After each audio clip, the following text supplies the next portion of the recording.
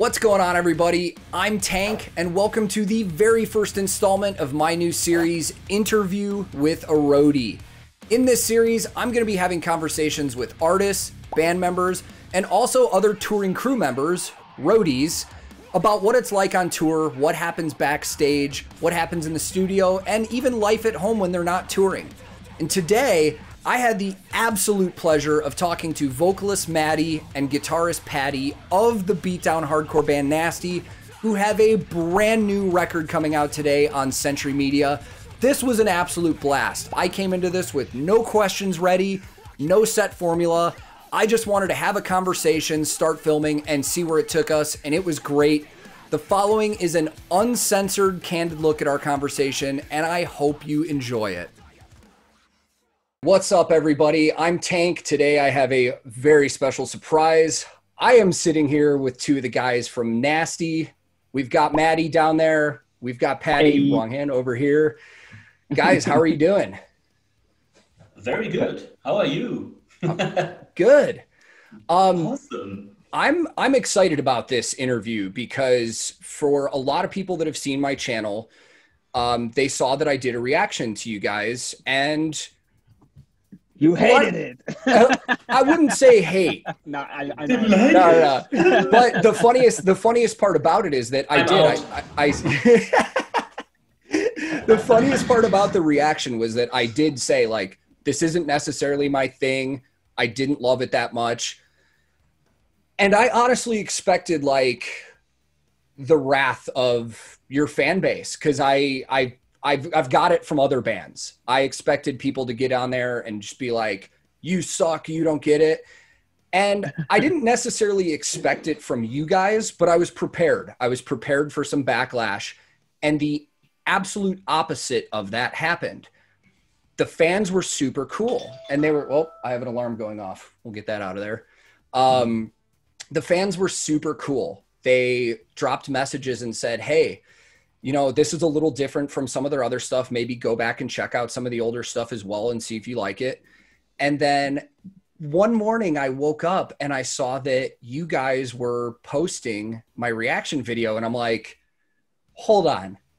Why would they post this when I said I didn't like it? And to me, that speaks volumes about how professional and mature you guys are as artists, because I've worked for bands that if somebody says they don't like them, they get really defensive. So long story short, after that happened, we connected. I connected with your management, and I just figured, why not get you guys on here and we could just talk as guys and see how it's going. Yeah. So going from that, I would like to just ask, were you guys always in that mentality of, we don't care what people think and we're writing our own music, or did that come over time with being in a band?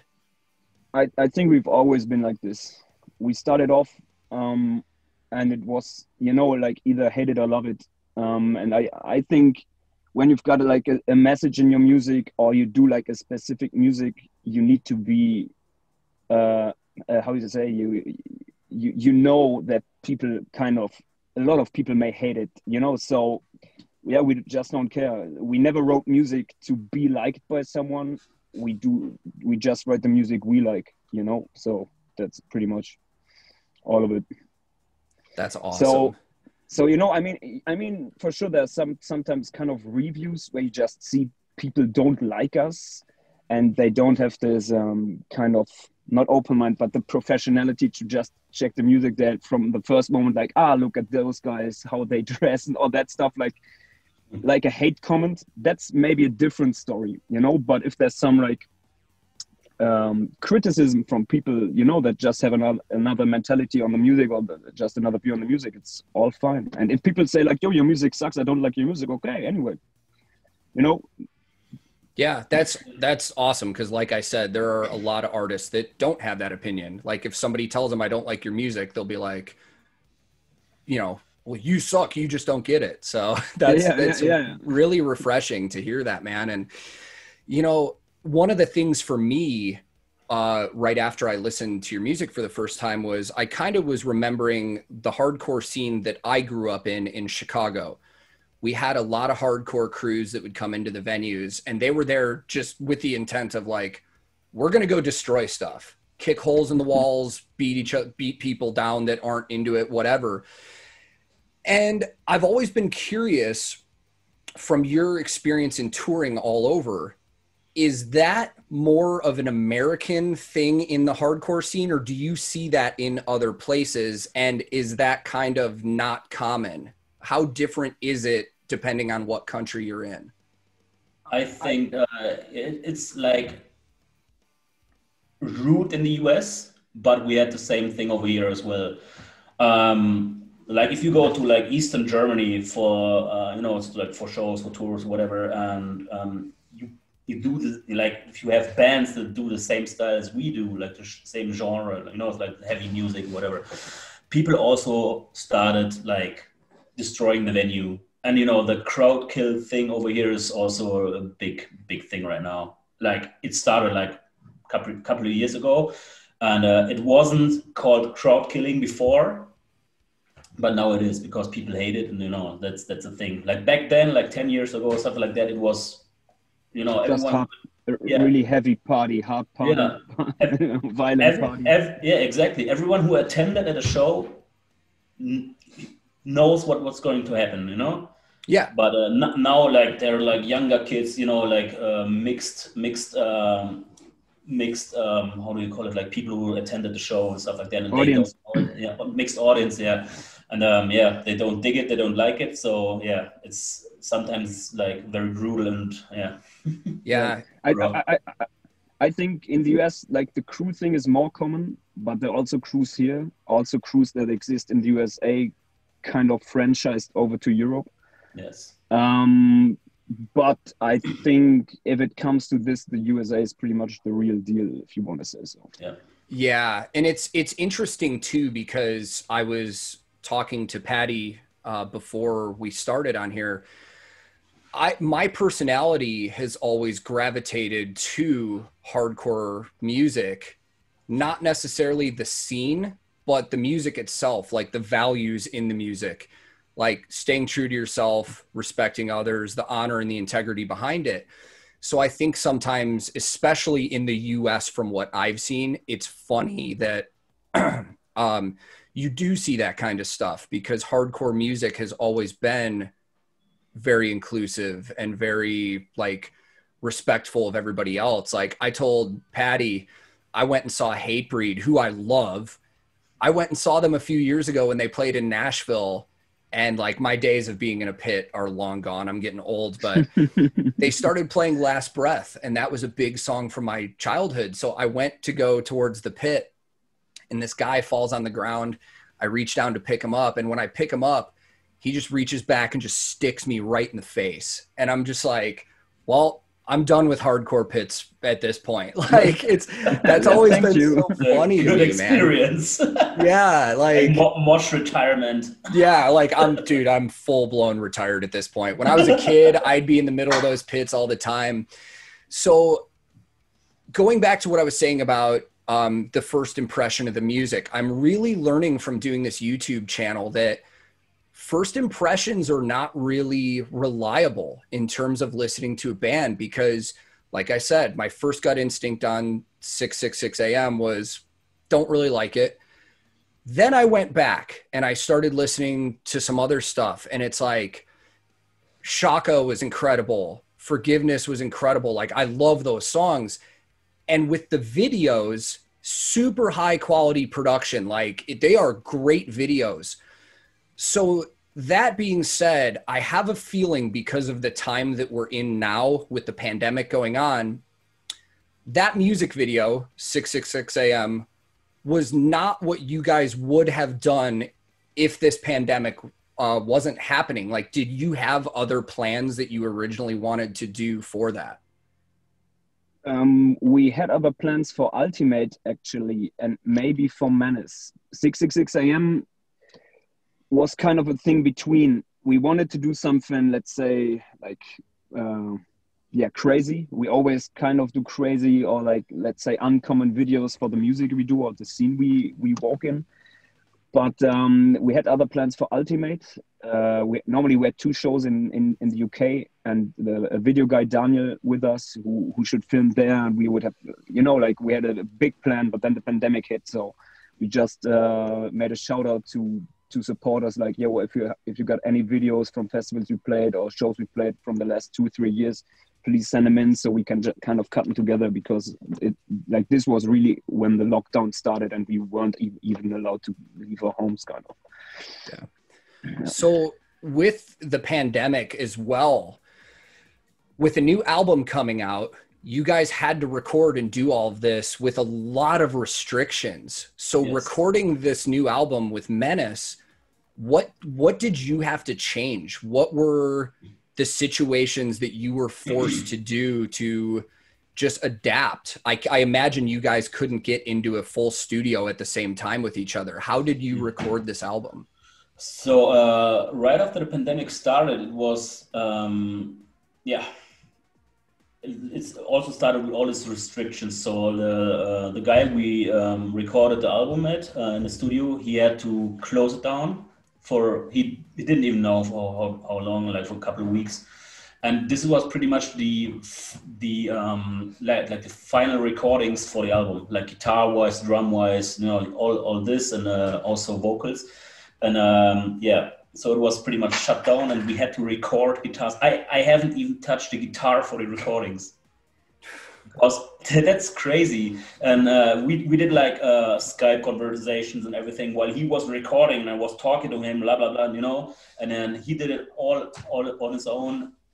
So without me being at his side or whatever, or me recording any note or any. So when you were recording that process, you were literally just Skyping. Yeah, most of the time. Yeah. That's crazy. We finished all the pre-production, so everything was done. So we knew where to go. We knew what to do. You know, so just the finalization of the songs, of the album, of the whole process. And yeah, then right after that, the pandemic hits, and yeah. That's wild. It was like. After this, I think it was 2.5 more months after when I first entered the studio again, which was the final process. Like the day after, we had to at the deadline, so you know, had to be done by then.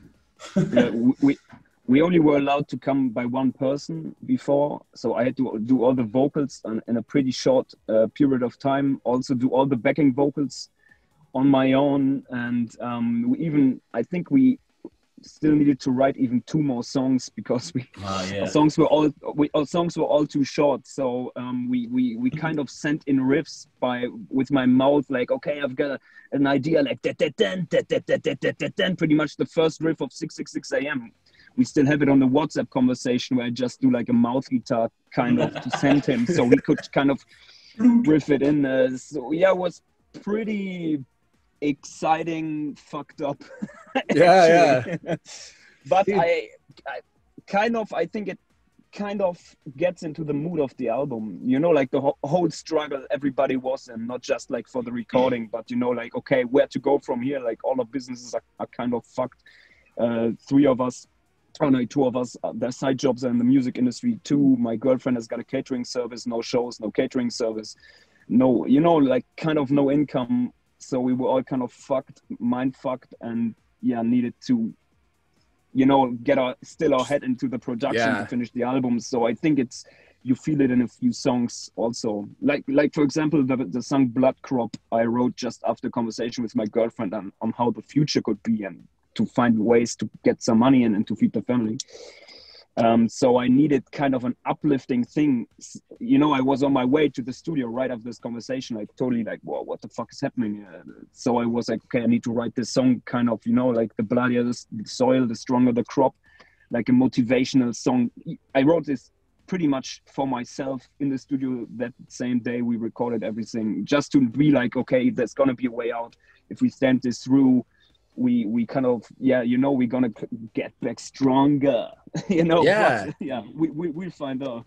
Dude, that makes me like appreciate that so much more. Like, I've already got the album pre-ordered. Like by the time this interview's out, everybody that's watching, the new album is out right now. I'm excited to listen to it because hearing this story about the recording process and how you've come up with lyrical content is just really cool, man. And, you know, speaking of times changing and the pandemic and stuff, a lot of people have the misconception that any signed band makes shitloads of money and are doing really well. And I've tried to tell people, like, that's not the way this goes. Like, I was in a signed band when I was younger and I quit because I was broke for years.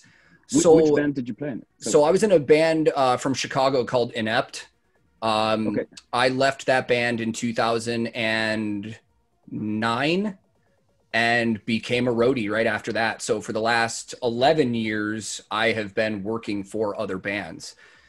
And I don't think what people are understanding is that unless you are a top tier A-list selling out arenas and stadiums, people aren't making money right now. Like, everybody is finding ways to support their families and get substantial income. And it's like, I think the misconception from the general audience right now is people in the music industry are fine, but they're not. Yeah. So what have you guys been doing in the meantime to keep yourselves busy through all this? Because obviously your main source of income is probably touring, and nobody's going to be touring for a while.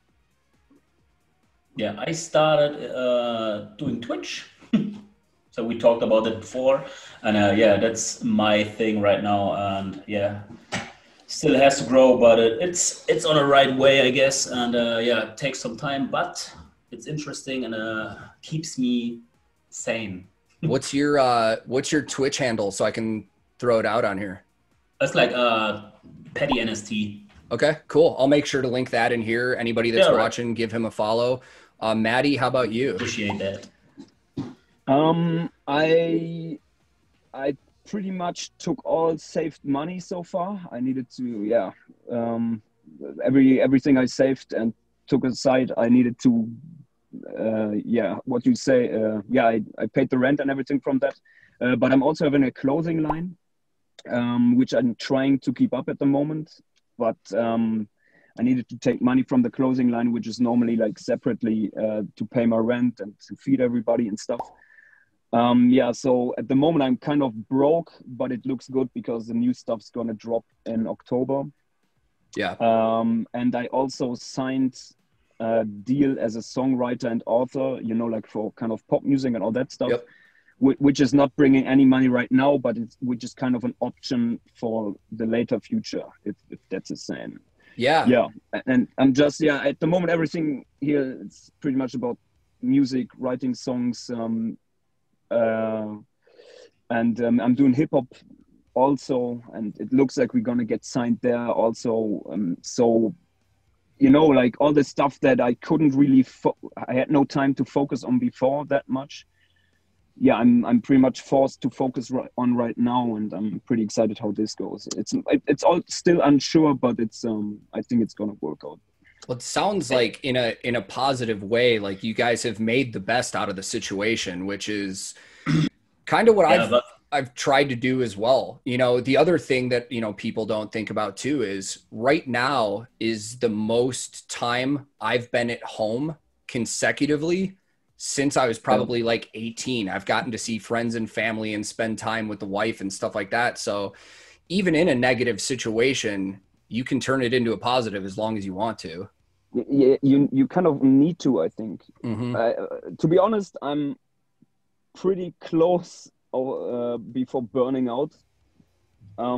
Because, you know, at the moment it's all this promo time for the album and all that, like lots of interviews, lots of stuff to do, lots of appointments. And, you know, this is our best album with the best setup, the best production. We invested like more than a year to record it, like the whole process. And it's kind of a dead release because you know, the music we do, like this alternative music, it doesn't pay. You don't get paid from sales or streams. The only thing you have to kind of get paid, if you want to say so, it's live shows. So, you know, like to work that hard kind of at the peak of the band and then to let's say, get robbed of the what do you say? Was heißt das? Vergütung, Paddy. I know what you. We kind of can't. We won't make any cent with this album, kind of. And that's, it's pretty. Because we announced the tour we normally had this October, we just kind of mirrored it into next year.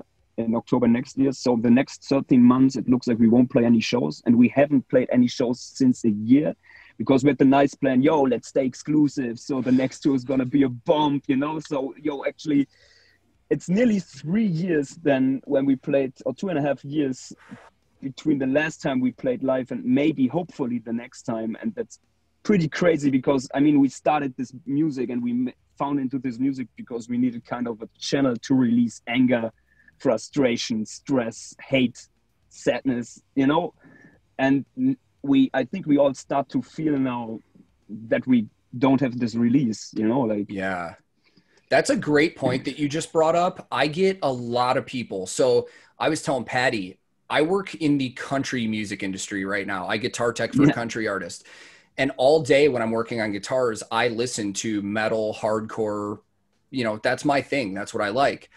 And I get people all the time that are like, why do you listen to this kind of music? It's so angry. And it's like, for people like us, it's that emotional release. It's like, would you rather me lose my shit and try and beat the shit out of this person, or just go back here and listen to some music and be okay?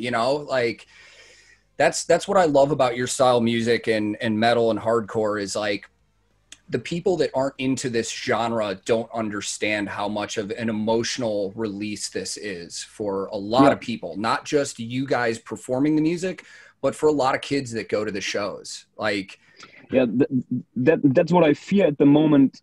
I think there's no problem for pop culture or urban culture or EDM or something to get back on track. But like this subculture is, I think it's really dangerous for this subculture because normally, let's say at a show where there are like, let's say 300 kids, there are like maybe 10 kids there for the first time and 5 going to be like, wow, that's awesome. I feel that, there's no difference between the audience and the band. Everybody's kind of the same. You're kind of accepted. Like that's how we found it. But all that's missing. So let's say kids can't really link into the music. They can link into the music, but not into what it means and what it can give you. Because I think for lots of people, music is kind of a healing thing. And if this can't happen, also from a social point, even for us touring, we, like all those friends we kind of have everywhere on the world, we're not able to see them right now because nobody is able to kind of play somewhere. You can't go there. And it's starting to get into my head kind of. I can understand that, man. Like totally. There's a lot of bands that are struggling right now. And I think people, especially where I live in the US, people look at the pop artists that are still posting on Instagram and they're still partying and going out and all this stuff. It's like, people are like, oh, look, the musicians and the artists are fine, but a lot of them aren't. And a lot of the crews aren't. Like, we haven't worked a show since March as well. It's like, I haven't done anything. You guys haven't done live shows. Like, it's starting to get to a point where I think some people are going to lose motivation to want to keep continuing on. And what I think is that some people are going to stay in their new setup because, let's say roadies, people that do lights, front of house, tour managers, all those people, they kind of, they need new jobs, new opportunities. And who knows, why should they come back? Maybe they're like, oh, hey, that's more comfortable. I see my family way more. I'm not like 300 days on the road a year. I make solid, easy money. And, also right now this happened once. And I think from this point, it's kind of in our heads now, like we can't be sure that this won't happen again. So I think that lots of people won't come back, you know what I mean, to their job. It's funny because a month ago I was having a conversation with a friend that works in the metal industry, and I told him, my fear was that when touring starts again and everybody's trying to get their tours staffed and find new guitar techs and stuff, it's going to be so oversaturated because so many people are going to be ready to get back to work. But he said he thinks the opposite. And it's because of what you just said. He goes, I think so many people are finding other ways to provide and jobs at home right now that he said he thinks it's going to be harder for bands to find crew members. Yeah, especially it's going to be the kind of the double amount of bands that want to tour in the same time. You know, normally you had this kind of schedule the schedule, like every 2 years a band plays this festival, every 2 years this band plays this tour, blah blah. But now all bands are going to come with an impact and may just have half of the, you know, like the people they need to for their production and stuff. It's going to be very interesting. I think even if everything gets back to normal, it's unsure if kind of the infrastructure will still be there to make all shows happen. Yeah, I mean, there's a lot of lighting and sound companies here in Nashville that, because all of their gear is just back at the shop sitting, they've had to lay off all of their employees that are usually in there working and prepping for tours. They're probably getting buried in payments, and they're going to have to take out more and more loans. Like, it's crazy all around. But on to a lighter topic. Finally. Yeah. So thank you guys for your time. This has been super cool. Matty, I've told Paddy already, but I'm actually going to be doing this with Sushi on Wednesday. And I just listened to the song with Caliban that you he didn't know the band, Matty. Oh. Okay. One thing, Caliban is one of the bands we grew up with. Yeah. Which is like, you know, and you don't know them. Well, the funny thing is like, we were talking about the American music industry and the scene over here, is that pop music and rap and hip hop and country are so pushed to the forefront of everything here that metal and rock and hardcore, you kind of have to go out of your way to find. And I know I've heard Caliban's name for years. Like, I know I've heard the name in the scene and stuff like that. But with this YouTube channel, it's opened me up to so much more stuff. And I came across it on my own. I saw Caliban featuring Matty and Sushi, and I was like, oh, this is perfect. Like, and it fucking rocked, dude. Like, I loved it, man. It was incredible. So that video is actually going to release the same day as this. So I think that was a fun thing to do, especially since I'm going to be talking to him too. So to wrap up our conversation here, I actually asked people on YouTube if they had any questions that were fans of you guys. So I just have a couple I'd like to ask that would be kind of fun. I have one here listed. It says he's from Slovenia, and he is very much looking forward to you guys coming back. And he would like to know your thoughts on the state of hardcore and beatdown in this current age. Like, how it's doing or how it's going to progress in the future.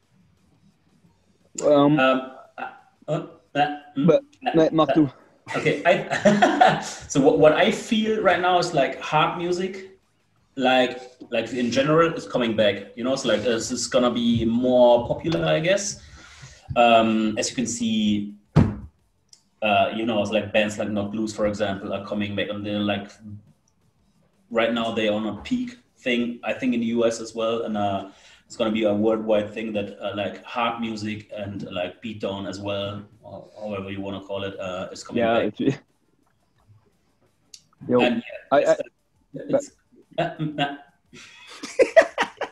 Mach du. Nein, mach du. I think it's I do think the same. Like in general, I think hard music is kind of growing.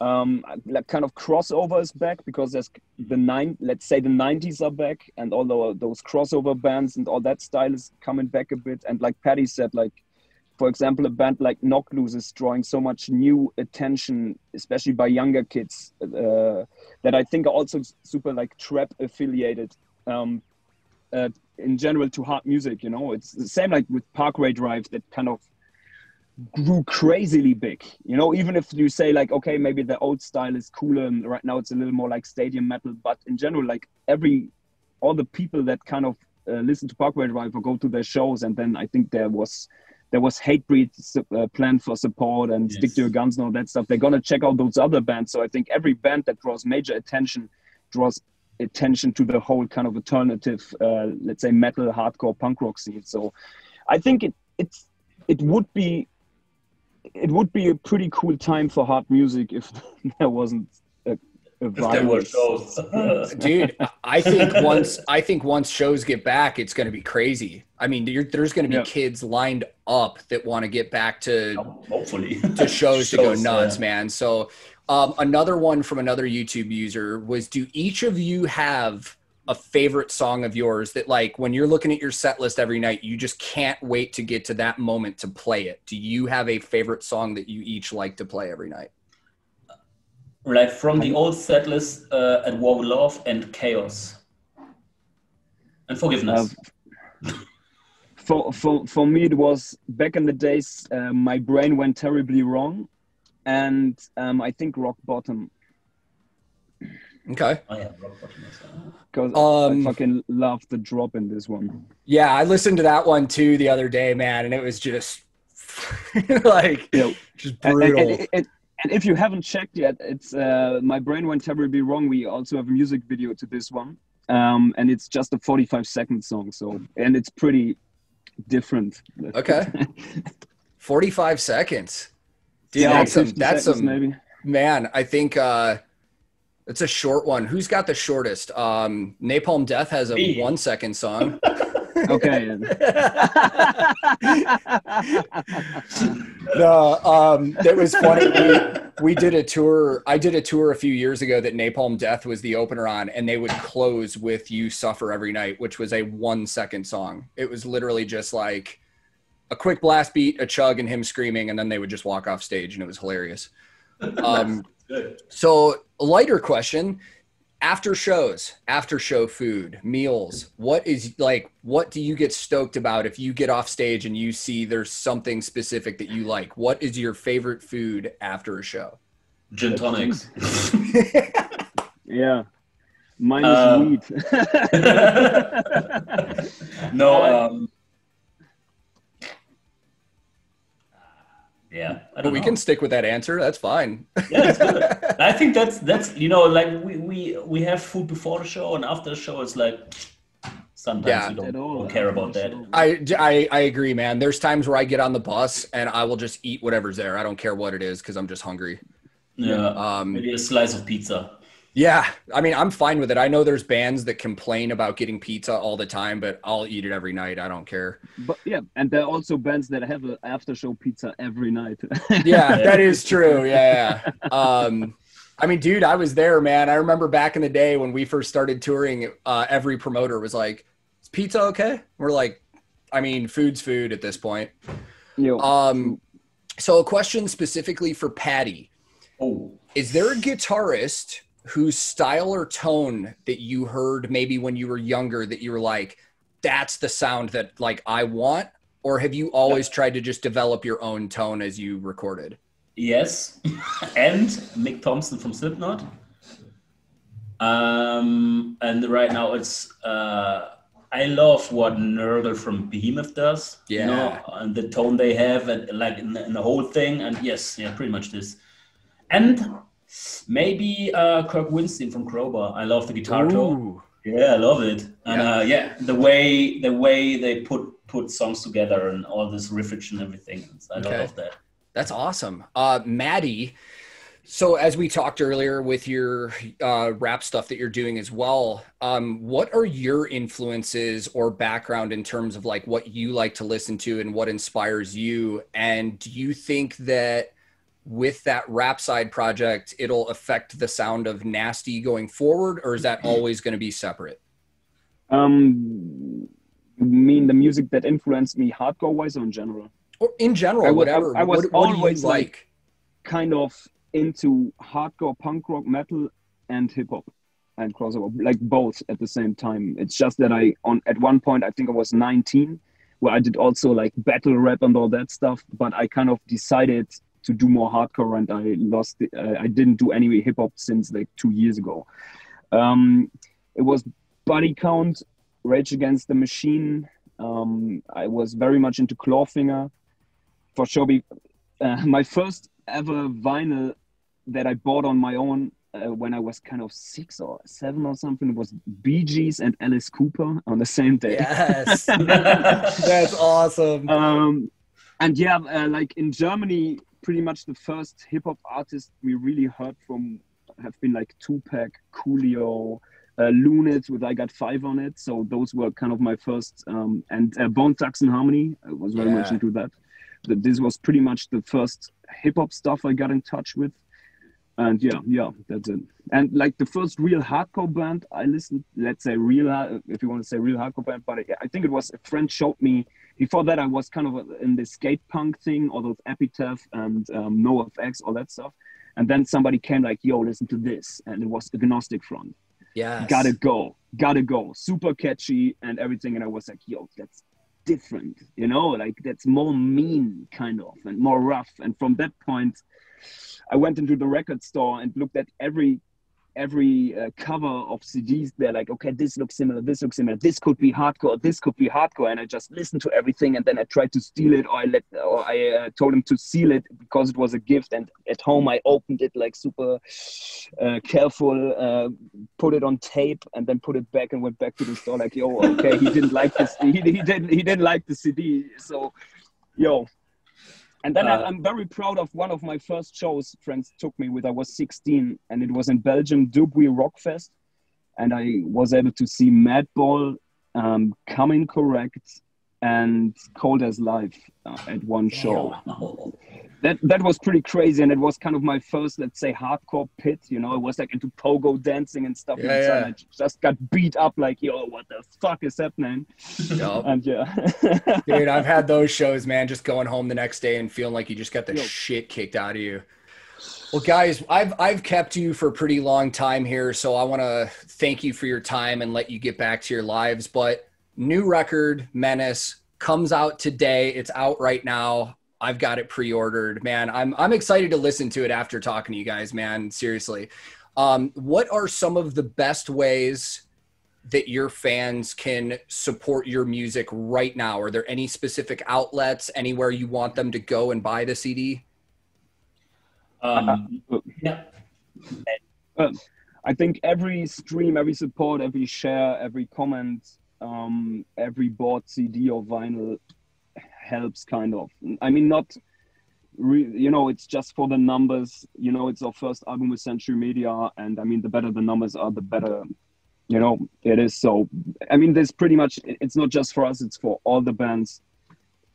I think all support bands can get at the moment is through listening to them, buying their stuff, and maybe showing love by spreading the word, you know. That's would be very much appreciated, especially during release week, you know, if everybody streams overnight or something, you get those numbers and you can like kind of have an impact on the scene, you know, like in music in general. So awesome. Very cool, man. Well, like they just said, first album on Century Media out today.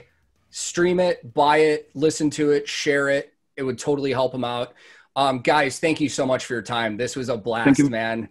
Thank you very much for having us. Yeah, hopefully maybe next time we have an album out, we can talk some more. That'd be super cool. Yeah, so yeah, just let us know. Like. Awesome.